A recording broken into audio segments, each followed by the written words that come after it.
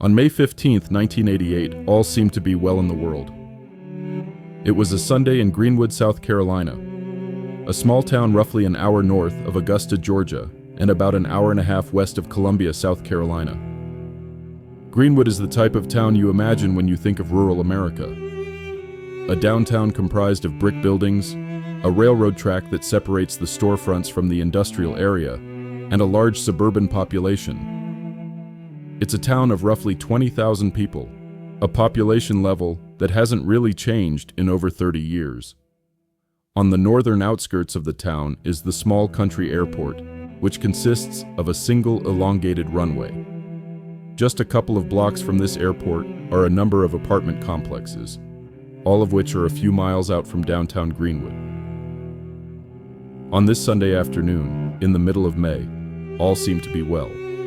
Friends were celebrating the warm weather by swimming in the apartment pools, kids were playing outside among others their age, and families were barbecuing and picnicking in the community areas. An 8-year-old girl that lived in this community was out playing with her sister and a friend on their apartment complex's basketball court. They were just a few hundred or so yards from their apartment, where the sisters lived with their mother, a middle school teacher. The sun was beginning to set, and this 8-year-old climbed onto her bike to head back home. Her older sister and friend stayed at the basketball court for a little while longer. It wasn't until the sister returned to the apartment complex half an hour later that anyone realized this 8-year-old was missing. In between the apartment's basketball court and her front door, this little girl had disappeared. Police would find out what happened to this little girl over the years, but it would take time, advancements in DNA technology, and the persistence of dedicated investigators. And in that time, more terrifying and intriguing mysteries would present themselves. This is the story of Malakia Zali Logan.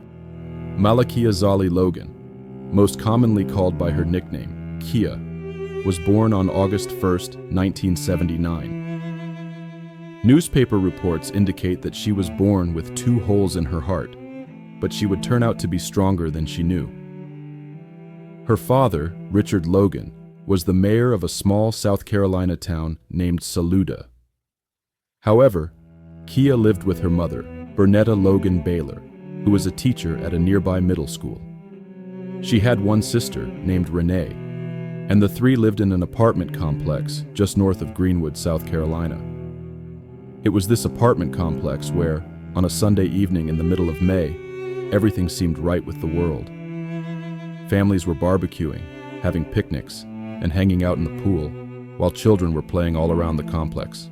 Kia and her sister Renee were playing with some friends on the basketball court, when Kia decided to turn in at around 8:30 p.m.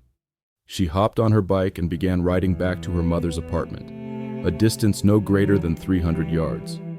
When her sister Renee went home approximately 20 to 30 minutes later, she was surprised to find out that Kia had not yet returned.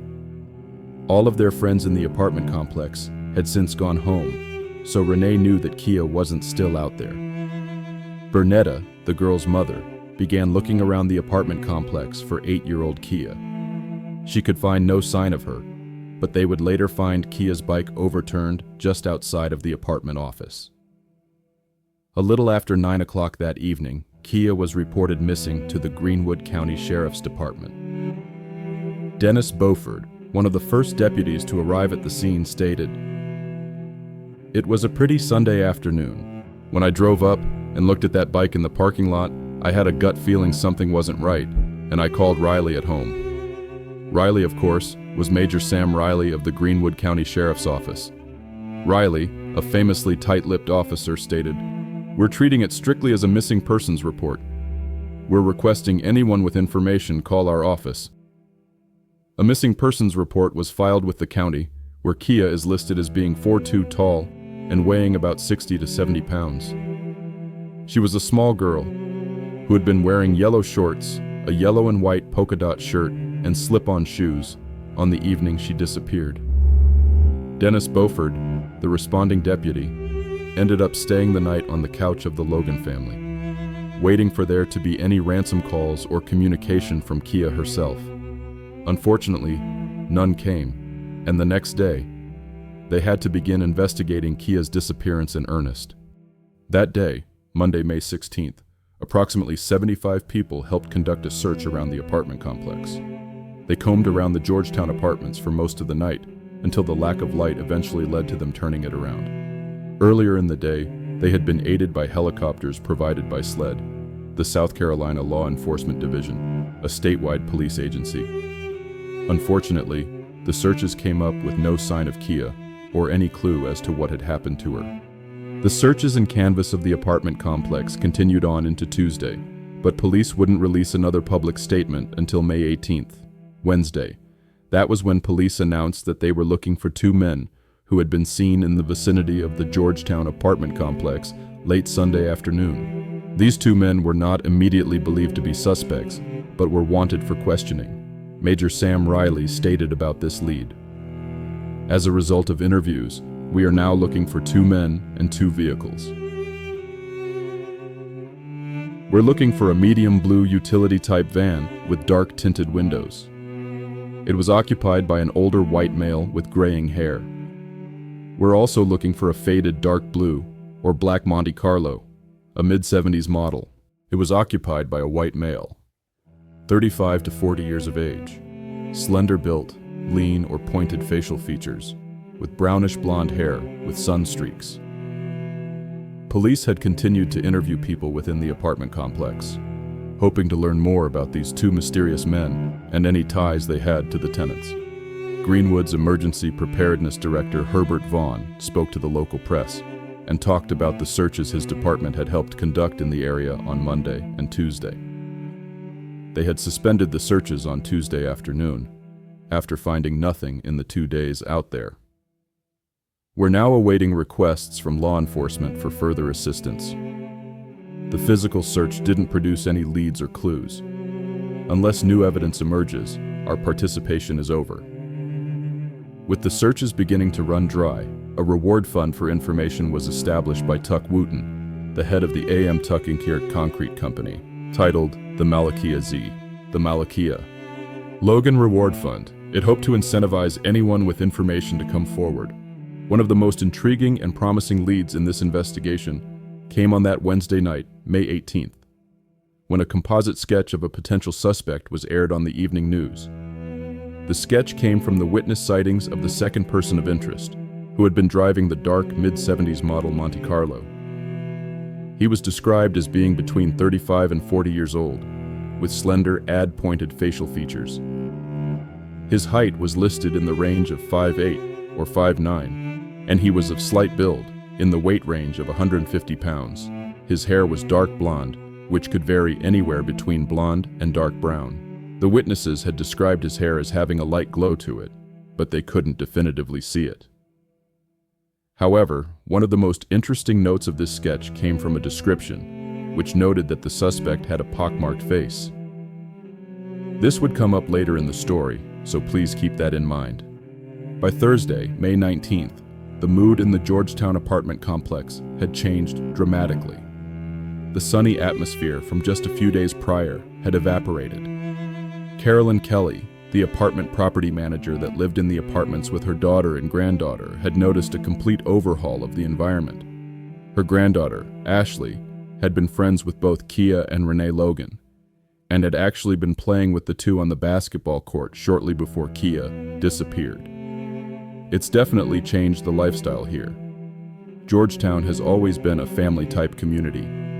In the afternoons, you see small children running and playing, riding skateboards, that kind of thing. She was also quoted as saying, "People are definitely keeping small children in. It's like a depression has set in." Greenwood County Sheriff Giles Daniel stated that calls were still pouring in about Kia, either potential sightings or people that may know something. Major Sam Riley was quoted as saying, "These leads have carried the investigation outside of the Greenwood area." South Carolina's Law Enforcement Division spokesman Hugh Munn stated about the composite drawing, which the authorities had debuted the evening before. "We've done all the groundwork we can. The composite is the latest thing we have, and we're trying to develop leads from that. That's all we've got. We're scraping the bottom right now." Sadly, he wasn't too far off. Over the coming weeks, the leads that Sheriff Giles Daniel was excited about began to dry up, either leading to dead ends or going nowhere at all. The composite, for all of its intrigue, led to no real suspects in the surrounding area. On May 30th, over 2 weeks after Kia had disappeared, investigators were still optimistic. But that optimism would be short-lived, as weeks began to bleed into months. On July 4th, the Greenwood area newspaper, the Index Journal, ran a story detailing Kia's mom, Bernetta Logan, as she struggled with the disappearance of her youngest daughter. In the weeks since Kia had gone missing, Bernetta struggled to leave the phone for any prolonged period of time. She didn't want to miss any potential calls from Kia. Normally, there would be a family get-together in Saluda. This year, my daughter Renee will go, but I will stay here to answer the phone, just in case. I hope wherever Kia is, she's safe and alive, and she'll be home soon. Part of me is missing, and I need to find it.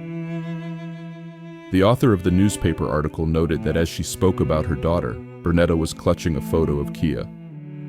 Despite this overwhelming sadness experienced by Bernetta and her family at this moment in time, the article had a profound effect on the community.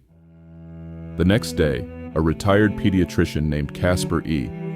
Wiggins wrote a heartfelt editorial in the Index Journal, which read as follows: "A child is missing, and apart from the few days immediately after her kidnapping, the public outcry has been next to nothing. But let a Carolina or a Clemson sports event take the forefront and emotions bubble over throughout the community. Can't we show at least as much concern for the fate of a child? Pity us if we don't. Is it twisted thinking? Does it not bother you, as it does me, that our community, with a few exceptions, seems to be showing little aggressive concern over the mysterious disappearance of one of our children, Kia Logan? It bothers me that we seem willing to accept this obvious crime against a child without a public uproar. I am not criticizing the authorities, who are working hard to solve the case. Nor am I criticizing those who have helped so far, or those concerned citizens who have contributed to the present approximately $3,000 reward. I am criticizing the rest of us who thrive in our community, yet appear apathetic. I criticize us for not raising such an uproar it would be heard across this nation. The message we should be sending far and wide is not one emphasizing our public apathy, but one which loudly reveals that the people of Greenwood County will not sit idly by while our children disappear. How can we send such a message? One way is to make the amount of the reward really impressive and/or tempting. I'm thinking in terms of $50,000 or $100,000 for information leading to the arrest and conviction of those responsible, a reward made up of contributions from those who really care, in amounts affordable to them parents, concerned citizens, and businesses. I feel confident such an impressive reward, with the proper publicity, will help the authorities solve this mystery, and our community may well have made the solution possible. The county bank is accepting and receiving donations. I'm going down today and make my donation, and I challenge you. Be you a parent, citizen, or business, if you're really concerned about what happens to the children of the Greenwood community, go down to any office of the county bank and make your donation. Let's send the message forth. Greenwood County folks get right upset when one of their children is criminally abused. Casper E. Wiggins, MD. Over the next week, the letter written by Dr. Wiggins inspired many to pledge support to the Malakia Z. Logan Reward Fund. A follow-up news article stated how employees of the local Kmart, so moved by Wiggins' battle cry, raised $650 within an hour. Local businesses continued by making donations to the fund. 2 months into the investigation, at least one thing was crystal clear. Kia Logan may have been missing, but she most certainly wasn't going to be forgotten. By September 15th, Kia had been missing for 4 months. The investigation to find her had still gone nowhere truly productive, with police beginning to expand their search out of the area. According to some in the police department, even out of the state. Investigators had been pursuing clues as far away as California and trying to tie Kia's disappearance to other stories of missing children in the surrounding states. Major Sam Riley was stated, "Our department, as well as SLED and FBI personnel, are still actively investigating." Her picture appeared on Advio cards in August, and the story was recently on television. Both of these generated more leads of possible sightings of Kia Logan, and suspects bearing a resemblance of the composite of a man wanted for questioning. Also, the Kia reward fund is growing, and we are hopeful that this will bring someone forward with positive information. We are also following up on similar situations that occur in this area and nationwide. Through the rest of the year, police would remain relatively silent as to where their investigation stood. They were still investigating new avenues, but none of them led anywhere. Soon, children began playing outside of the Georgetown apartments once again, Kia's disappearance becoming an outlier to a safe community. Soon, the 1-year anniversary of Kia's disappearance had come and gone. By this point, her family had begun to fear the worst.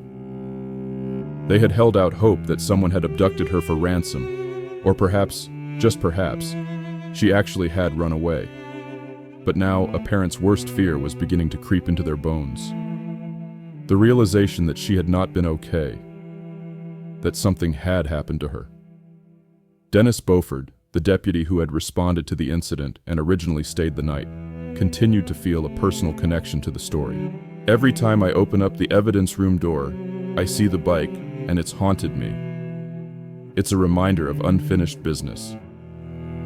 Within the year, the Malakia Z. Logan Reward Fund had topped $20,000 for any information that would lead to answers for the missing 8-year-old. Despite that, police wouldn't have any real leads to follow up on until October of the next year, 1990. On October 1st, 1990, a Monday, a hunter was in an area just outside of Newberry, South Carolina. The wooded area he was in, just off of Mount Pleasant Road, also known as SC-34, is about 4 miles northeast of Newberry and 35 miles east of Greenwood, where Kia Logan had disappeared from. As the hunter walked along a pasture fence, he stumbled upon a small object resembling a human skull. Police were called to the scene, and the skull was taken into police custody for testing. Newberry County Sheriff Lee Foster told the media, "It was obvious that it was the skull of a child. We began checking missing children cases and conducted 3 weeks of intensive searches for additional remains, but we didn't find anything. Little else could be determined of the victim or how they had died, as the skull showed no signs of obvious trauma or any bullet holes. However, because of its size, they were able to determine that the victim had been 13 years of age or younger." Sheriff Foster continued, "We are reasonably sure, at this point, the skull was not dug from a grave. This meant that police were pretty confident that the skull had been intentionally left there." Newberry County Memorial Hospital forensic pathologist Dr. Keen Garvin reiterated this finding, stating, after preliminary testing had been conducted, that the skull was likely placed there or the body had decomposed. Sam Riley, who had been a major in the Greenwood County Sheriff's Office, had recently been elected sheriff. He spoke about the skull as well, stating about his communication with the Newberry County Sheriff's Office. "We were in contact with them yesterday, and we will be in contact with them again today. They haven't made any positive identification yet. They're going to search for other skeletal remains and identification." The Newberry County Sheriff's Office, along with other law enforcement and volunteer agencies, conducted searches in the area where the skull had been found. They searched pretty exhaustively for around 3 weeks, unable to locate any more remains other than the skull. Sending it off for testing, they had to hope that they could uncover any evidence that could help lead them to the culprit. Immediately, investigators became convinced that the skull could have belonged to the missing Kia Logan, who had been missing from a town roughly half an hour away for 2.5 years now. They tried to use the dental records and skull reconstruction techniques available to them in an effort to determine if the skull was Kia's, but nothing was positively confirmed. However, with DNA testing being in its infancy, it would be years before they could definitively test the skull for forensic proof. They sent it off for continued testing at the University of South Carolina, where a forensic anthropologist was able to tell investigators that the skull belonged to a 6 to 8-year-old African American. In 1993, the skull was sent off to the National Museum of Natural History in Washington, D.C. for DNA testing. Remember, this is before the trial of O.J. Simpson, so DNA testing was very much in its infancy. Those early tests were inconclusive, relying on DNA found in the skull itself in very primitive ways. In 1996, the testing of mitochondrial DNA was performed at a genetics lab in North Carolina. The results were testing alongside DNA taken from Kia's parents, Bernetta and Richard, and this time, it proved consistent. This not being enough, the skull would later be sent to an FBI lab in 1998. Here, the skull would be confirmed as belonging to Kia Logan, with the FBI forensic investigators theorizing that Kia had originally been killed in Greenwood County and then later dumped in Newberry County. It took over a decade, but Kia's parents were finally given answers as to what had happened to their daughter. Kia was dead. In between her 1988 disappearance and the 1998 confirmation that the skull belonged to her, they had prepared for the worst, but anticipated Kia returning home.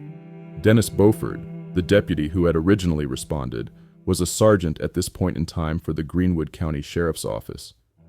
He stated about the confirmation of the skull belonging to Kia. "I felt for a long time that the skull was hers, but I hoped it wasn't. I had dreams that maybe she's been in California or somewhere all this time." When the skull was discovered in 1990, it proved a lone clue in a vast sea of nothingness. However, by the time the skull was forensically proven as belonging to Kia Logan, they had come across a suspect they believed was not only responsible for Kia's death, but an assortment of various sexual assaults and crimes against children. His name was Charles Wade Hampton. Between 1995 and 1996, the states of Georgia and South Carolina began investigating a series of sexual assaults that occurred along a specific interstate. In all of the sexual assaults, the victim profile remained largely the same. There were 6 victims in total, all of whom, save for one, were young black girls between the ages of 5 and 9. The lone exception was a 5-year-old girl with tan, olive-colored skin who had dark fears. They all lived in housing close to the highway in question, and they were all abducted from one location and led to another. In most cases, they were sexually assaulted before being abandoned in a public setting, but at least one of the girls wasn't.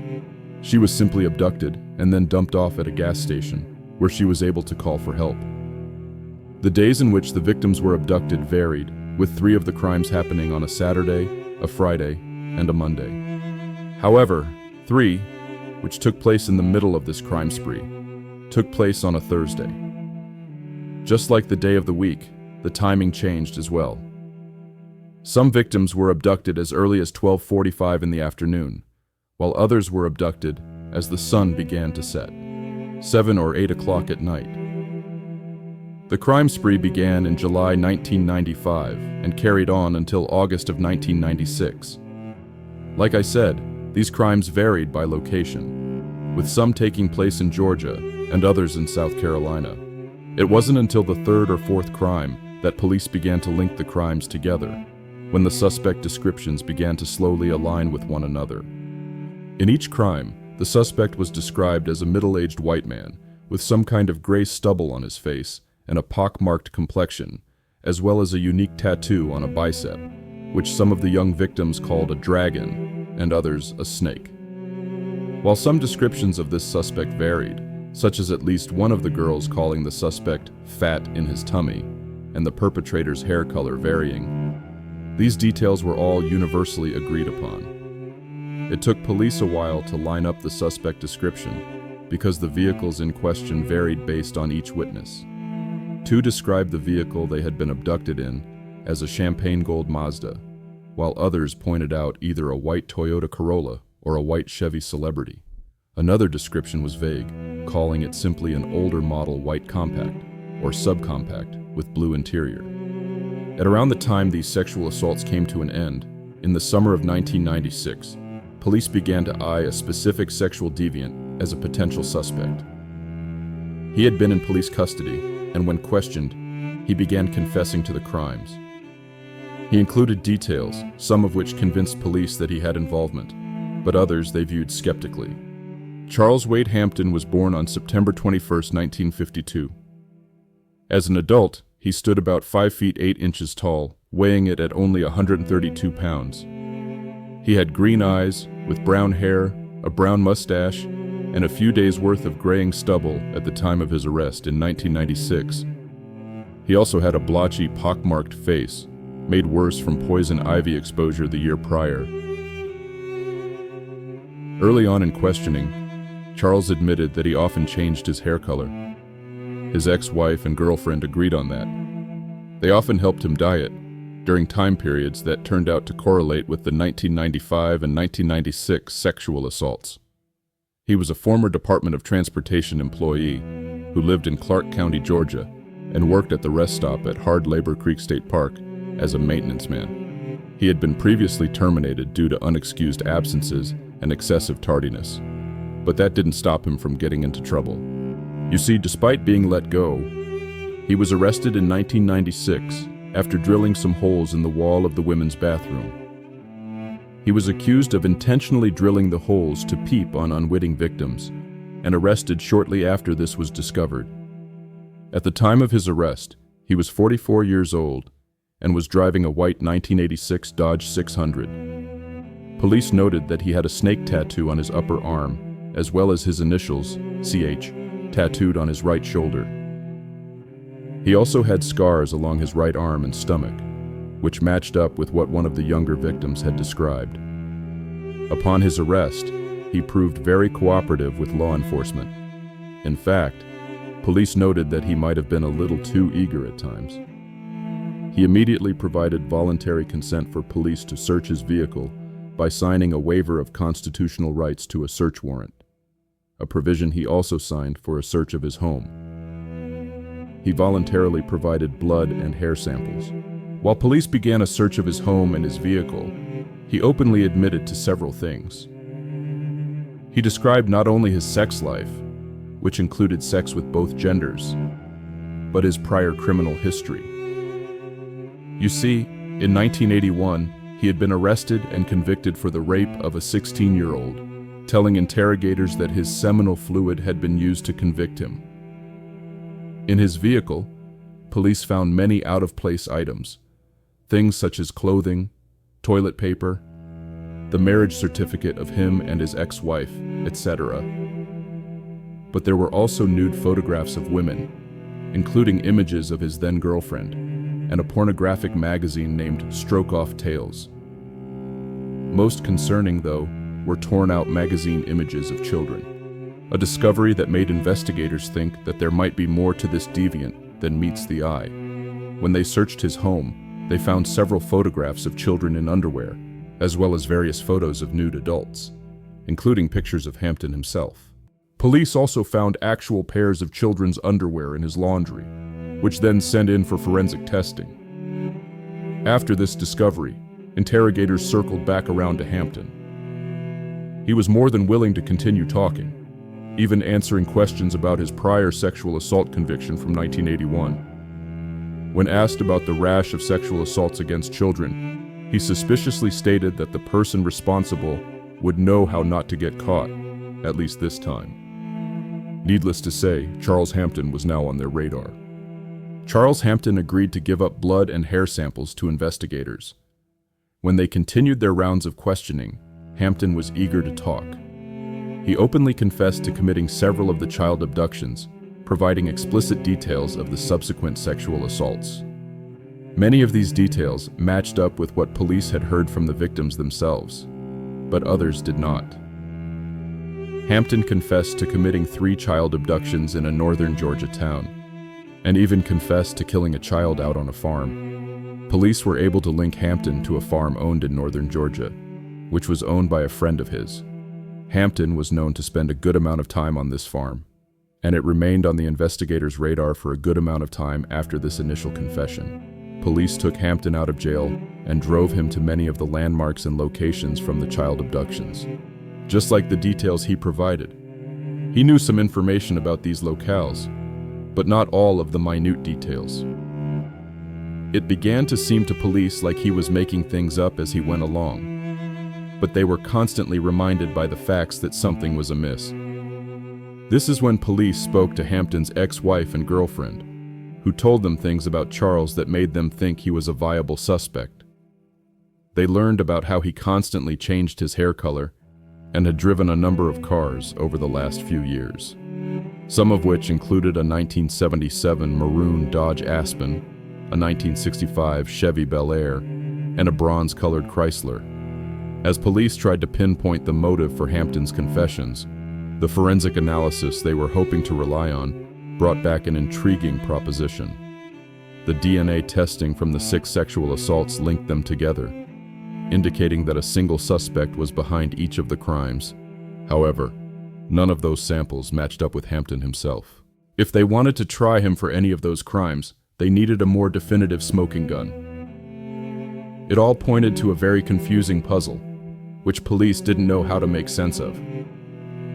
They had reason to believe that Hampton had been responsible for some truly terrible crimes, but they had no proof any of them. Hampton would plead guilty to his original felony, peeping Tom charge, meaning that he would be spending the next 5 years in state prison. This meant that investigators now had half a decade to try and work out a case against him. As Hampton prepared for his 5-year sentence, he was facing investigations and charges from 4 separate states. Not only were Georgia and South Carolina preparing cases against him, but North Carolina and Florida were investigating him for similar child abductions and sexual assaults in their states. Unfortunately for them, as soon as Hampton went to jail for peeping Tom, he stopped cooperating with investigators. He also soon recanted all of his prior confessions, meaning that police had to start back from square one. Upon the 1996 arrest of Charles Hampton, the string of child abductions plaguing the area of Georgia and South Carolina seemed to come to an end. When Hampton stopped cooperating with police and withdrew his previous statements taking credit for the 1995 and 1996 sexual assaults, police realized that they needed to build a case around evidence, not just his comments. What he had told them was intriguing at face value, but there was nothing incriminating. It was as if he was saying enough to keep police on the hook, but not enough to actually be charged with any crimes. Police were beginning to become certain that Hampton had simply been lying to them in order to obtain special privileges, such as trips outside of jail, meals, coffee, and cigarettes. When it was finally time for Hampton to be released, he was immediately rearrested for a warrant investigators had planned. It was a crime where no sexual assault had taken place, but centered around the abduction of a 7-year-old victim in 1995. However, it wasn't until 2002 that prosecutors began firing off the big guns at Hampton. This was when he was transferred to a jail in Greenwood County, the same county where Logan had disappeared from in 1988. Prosecutors there had been building a case against Hampton since the summer of 2000, but chose not to bring it forward because of an interstate agreement between Georgia and South Carolina. Hampton had been sitting in a Georgia prison at the time, and if South Carolina prosecutors tried the case at that time, they would be forced to bring Hampton to trial within 180 days. They wanted to take their time, and waited until his holding period for the 1995 warrant was nearing its end to finally strike. This indictment was signed by 8th Circuit Solicitor William Towns Jones, the same William Towns Jones whose daughter, Towns, was given international popularity in the Harry Styles song Carolina. The indictment against Charles Wade Hampton included crimes such as murder, kidnapping, criminal sexual conduct with a minor, and assault with intent to commit criminal sexual conduct. Speaking about the indictment, longtime Greenwood County Sheriff Sam Riley stated, "There was no relationship between him and Kia. He did not live here. This was a random act, which seems to be his technique." Police and prosecutors seemed certain at the time of this indictment, November 6, 2002, that Charles Hampton was responsible for the abduction and murder of Malakia Zali Logan. They were both prepared to pursue the death penalty in the upcoming criminal trial, which they were allowed to for any kidnapping or sexual assault charges when the victim was 11 years old or younger. Hampton pleaded not guilty almost instantly. The prosecutors consulted Kia's family throughout this process, taking their feelings into consideration. The family, to their credit, was steadfast in their conviction, wanting to see Hampton in a court to face the charges levied against him. However, the criminal trial would never come to be. On June 22, 2007, a Friday, the charges against Charles Wade Hampton were suddenly dropped. It had been nearly 5 years since the original indictment was filed, accusing him of the abduction and murder of Kia Logan. Prosecutors, once confident that the case against him was looking rock solid, were now worried about not having enough evidence against him. They wanted to keep their options open, should more evidence be found against him. So they didn't want him to go free and then lose any chance at a prosecutor under double jeopardy laws. Eighth Circuit Solicitor Jerry Peace, who had replaced William Towns Jones in the preceding half-decade, had plenty to say about this decision. The murder, kidnapping, and criminal sexual misconduct charges have been dropped. We couldn't prove this case. Peace stated that Hampton had falsely confessed to 1, maybe 2 murders in Georgia and 1 in Colombia. DNA testing didn't match him in one of the Georgia cases. Reading his statement, you'd think that only the person who did that would know those details. Maybe he did it, maybe he didn't.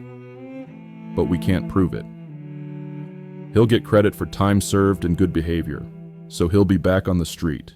He'll be back on the street. Scary. The case is 19 years old. The family has been living with it for 19 years. No closure. They're no closer today than they were back in 1988 when Kia was snatched up. That's really bad for the family. Newberry County Sheriff Lee Foster also shared his thoughts, referring to the active state of the investigation, or rather, the lack of one. "I can't think of anything worse than losing a child to an act of violence, then on top of that, losing a child, which you really don't know what happened." Charles Wade Hampton later pleaded guilty to obstruction of justice charges, which stemmed from him lying to investigators. In particular, they went after him for comments he had made between his 2000 release from prison and his 2002 rearrest, in which he had confessed to the 1995 abduction of a 5-year-old girl from Richland County and the subsequent sexual assault. They had no evidence that he had actually committed the crime, but they had his confession on record, and at the very least, he had lied to investigators and caused them to waste valuable time by pursuing him as the suspect. The felony, which carried a potential 10-year sentence, was handed down shortly after his plea. He was sentenced to 8 years, with time already served. Between the 2002 indictment and this, he had accrued nearly 5 years of time served. This means that, between the time of his plea and now, Charles Wade Hampton has likely served his time, and since been released.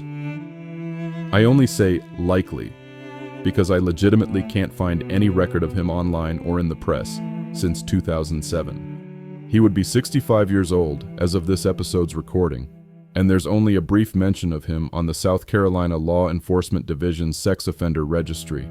It hasn't been updated with any of his current information. I think it's important to note this, not because I definitively believe him to be the person responsible for Kia Logan's abduction or murder, but rather because he has said some very damning things about himself and committed some criminal acts, none of which would paint him as a flattering neighbor. It has been over a decade since there was any news or developments in the investigation, with it seeming to entering the pantheon of cold cases which will likely never be truly solved. In 2009, The Malakia Logan Memorial Scholarship was established at her hometown's Lander University. Set in the middle of Greenwood itself, the reward fund started with a $2,000 donation in her name. Then, when her family and former sheriff Sam Riley got involved, they realized that the initial reward fund, which had been established for information, had remained untouched for around 2 decades. It had grown to a total of $20,128.68. They all decided to put the money to good use, allowing education or nursing majors to receive the scholarship in times of hardship.